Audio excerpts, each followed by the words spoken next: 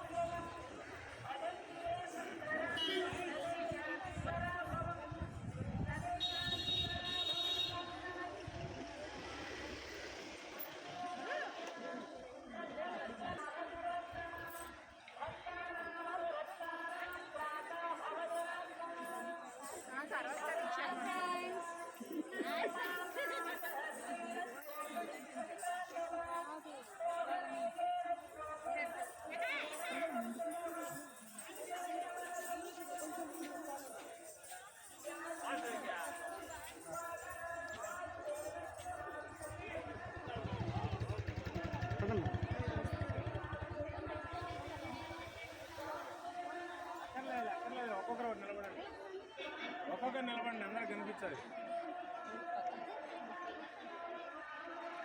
Tirupati